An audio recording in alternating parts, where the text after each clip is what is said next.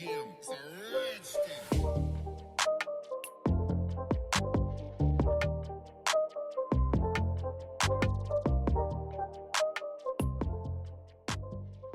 Salut tout le monde, j'espère que vous allez tous très bien. Écoutez, aujourd'hui on se retrouve pour une nouvelle vidéo, l'avant-match voilà, de Paris Saint-Germain Olympique de Marseille en Trophée des Champions. Alors avant toute chose, je voulais rétablir pas mal de trucs en fait, parce que je reçois encore des commentaires et je comprends pas trop tes lives J-1, la prolongation, c'est quand, pourquoi, pour qui, pour quand. Je vais me répéter une dernière fois, j'espère les amis que vous allez comprendre. Le J-1, la veille, quand je fais des lives la veille, c'est que dorénavant pour la Ligue des Champions. La prolongation, c'est pour la Ligue des Champions et aussi le championnat. Donc le lendemain des matchs où vous allez pouvoir intervenir en audio comme d'habitude. La prolongation, c'est tout le temps. Le J-1, la veille, quand je fais des lives, c'est que pour la Ligue des Champions. Donc Paris Saint-Germain-Marseille en Trophée des Champions, les amis. Marseille qui est en Trophée des Champions grâce au Paris Saint-Germain, finalement. Et oui, vous pouvez nous remercier, bien évidemment, parce que normalement, c'est le champion de France face au vainqueur de la Coupe de France. Et patatras, le Paris Saint-Germain a gagné les deux titres. Donc, on offre cette place au deuxième du championnat de France, qui, je vous rappelle, le championnat s'est arrêté en mi-saison l'année dernière. Donc, Marseille s'en sort très bien, même pour le Trophée des Champions. De là, on va parler du retour de Neymar d'abord. Parce que le retour de Neymar qui se fait jaser, etc. Je vois plein de gens. Ouais, est-ce que tu penses que Neymar va revenir? Moi, je ne suis pas pressé que Neymar revienne. Alors, s'il est apte, mais vraiment apte, qu'il joue. Mais si vraiment il y a encore une petite douleur, je sais très bien que Neymar aime bien jouer ce genre de match. Je sais très bien que ça le motive, etc. Mais à un moment donné, les amis, c'est Marseille. On n'a pas besoin de Neymar. Tu as besoin de Neymar pour humilier Marseille si tu veux, mais tu dois gagner Marseille même sans Neymar. Et je te rappelle qu'il y a un mois près là, tu joues le Barça. Donc à un moment donné, si tu le fais jouer, qui se pète face à l'OM, voilà. Moi, je préfère garder Neymar, tu vois, qu'il se rétablisse bien, si vraiment il n'est pas encore tout à fait rétabli et qu'il soit prêt pour le Barça que face à l'OM en Trophée des Champions. Tu vois ce que je veux dire? C'est qu'un Trophée des Champions. Et de toute façon, sans Neymar, je le répète, tu dois gagner ce match. Maintenant, s'il est rétabli, tu peux le faire rentrer en cours de match. Mais c'est pareil, si tu gagnes 2 ou 3-0, ne le fais pas rentrer parce que si tu gagnes 3-0, Marseille, voilà, ils vont pas revenir au score. Donc la seule chose qu'ils vont penser, c'est de casser des joueurs juste par dépit. Donc après, s'il y a 0-0, tu te sens en difficulté, tu fais rentrer Neymar, ok, pas de problème. Mais pour le reste, moi, je suis pas, tu sais, je suis pas là à dire ouais, on va mettre Neymar contre Marseille. Ça sert à rien, les amis, ça sert à rien. Protégeons-nous joueurs pour le Barça. Ensuite, on va parler de la déclaration de Villas-Boas, bien évidemment, parce que Villas-Boas qui vient cracher sur l'argent du Qatar, ouais, ça me dépite à cause du Paris Saint-Germain, la Ligue 1 est complètement déréglée, Marseille ne peut plus gagner des titres à cause d'eux, nanani, nanana, écoute, je me rappelle d'une équipe comme Montpellier, par exemple, qui avait réussi à être champion alors que le PSG était déjà sous le Qatar. Je vous rappelle que là, le Paris Saint-Germain est égalité avec Lyon. Enfin, Lyon sont en avance sur nous. Il y a Lille juste derrière. Donc, encore une fois, c'est pas de la faute du Paris Saint-Germain. Si Marseille n'arrive pas à gagner Dijon, par exemple, tu vois, balayez devant votre porte avant de nous prendre la tête comme ça, en fait. Parce que j'ai envie de te dire que le Paris Saint-Germain en championnat, tu le joues 2 fois. Donc à la rigueur, tu as 6 points de retard, tu es démoralisé, tu te dis ouais, t'arriveras pas parce qu'ils ont un gros effectif, patati, patatras. Mais à chaque fois que ça se termine, tu as Lyon, Marseille, tout ce que tu veux, à 15-20 points derrière le Paris Saint-Germain. Et les 15-20 points, ils sont où? Et les 15-20 points, c'est encore une fois pas la faute du Paris Saint-Germain. Parce qu'en France, t'as quoi? T'as 4 gros clubs. Il y a encore, et à la rigueur, je suis gentil. Avec l'effectif de Marseille, c'est pas le problème. C'est pas le budget le problème.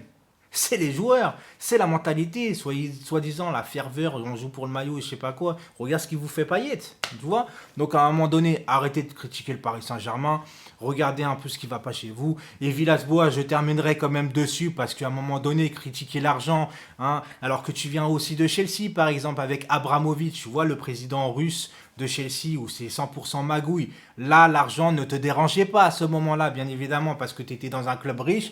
Et quand tu y es, ça ne te dérange pas. Quand tu y es plus, tu cries au scandale. Donc, double discours, t'es pas crédible. Les supporters de Marseille commencent à en avoir marre de Villas-Boas avec ses tactiques bizarres. Voilà, mais de toute façon, Marseille, c'est pas mon club. Tout ce que j'espère, en tout cas, les amis, c'est que ce Classico, on va le gagner. Alors, Dagba, je viens d'apprendre aujourd'hui qu'il a été contrôlé positif au Covid-19. Donc Florenzi, comme il était revenu dernièrement, bah, ça va être Florenzi titulaire. Après l'équipe, je ne sais pas comment Pochettino va s'orienter. Je pense que de toute façon, il s'oriente par un 11 type de base et après quelques ajustements à chaque fois. Ça fait du bien de voir une équipe tout le temps titulaire avec quelques ajustements. Quand ça fait tourner, ça ne fera pas tourner 6 à 7 joueurs. Justement, ça veut garder un équilibre, un collectif et des automatismes. Rafinha, bah écoutez, là je l'ai fait ce matin, la vidéo elle sortira ce soir. Donc je ne sais pas si en fait il va être apte à jouer pour demain. Je l'espère parce que Rafinha, ça reste un très bon joueur. En tout cas, on aura du Verratti, on aura du Mbappé, on aura sûrement du Di Maria. Et après, Icardi, je ne suis pas sûr parce que Icardi, il revient quand même, il revient tout doucement. Alors oui, il a marqué, mais est-ce qu'il sera au top physiquement pour commencer un match? Je n'en sais rien, ça sera encore une fois Pochettino et son staff de décider. En tout cas, je pense qu'on s'oriente encore une fois vers un 4-3-3 pour le moment parce qu'il n'a pas assez les joueurs au niveau physique et tout ça pour commencer un 4-2-3-1 tout de suite. En tout cas, ce trophée des champions, les amis, il va falloir prendre notre revanche du match aller au Parc des Princes où on est passé complètement à travers de notre match. Pourtant, on avait bien commencé le match, mais à un moment donné, Neymar a voulu en découdre avec Payet. Ça a commencé à partir en couille. On a vu les trucs de Alvaro face à Neymar, etc. au niveau du racisme. Avec toutes ces histoires qu'il y a eu à côté, ouais, il y a eu ces images, nanani, nanana. On a tous envie de voir le match Neymar vs Alvaro. J'ai envie de te dire, Marseille, tu vas osciller, jouer en championnat. Patience les amis, on a d'abord surtout le Barça, je le répète encore une fois, mais c'est le plus important. Bien sûr qu'on a envie de voir Neymar humilier l'OM, etc. Moi le premier, mais le problème, c'est que je vous rappelle encore une fois que dans un mois, il y a le Barça et c'est la priorité du moment. Parce qu'en championnat, tu as encore le temps de revenir, etc. Là, en plus, c'est même pas le championnat, c'est le trophée des champions. J'ai envie de te dire que c'est un titre. Alors oui, c'est un titre, ça reste important, on va pas cracher sur un titre. Mais à choisir entre gagner le trophée des champions et être en forme en Ligue des Champions, je te prends la Ligue des Champions, les amis. Mais franchement, il n'y a pas débat. Maintenant, c'est un match à pas perdre parce que c'est le Classico, c'est l'Olympique de Marseille. Nous sommes rivaux. Enfin, on a eu une rivalité créée par l'époque Canal+, parce que bien évidemment, avant, il n'y avait pas de rivalité. Mais bon, ça a fait monter la sauce. Maintenant, les supporters ne s'aiment pas. Les joueurs, c'est plus pareil. À part au match aller, où vraiment, ça s'est rentré dedans des deux côtés. On a retrouvé, je trouve quand même, au match aller, tu vois, les joueurs qui se rentraient dedans, limite qui se détestaient. Et moi, ça me fait du bien de voir ça. En fait, tu sais, tu as besoin un peu d'un classico. Alors, je ne cautionne pas les violences en fin de match où tout le monde s'est bagarré, etc. Mais les tacles un peu appuyés, etc., ça se rentre dedans. C'est ça un vrai classico. Ceux qui se disent, ouais, ben, on va se serrer la main avant les matchs, on va se faire des câlins. Non, moi, j'aime pas ça. Je suis pas de cette génération-là. Moi, je suis de la génération 90. Je suis supporter du PSG depuis 93.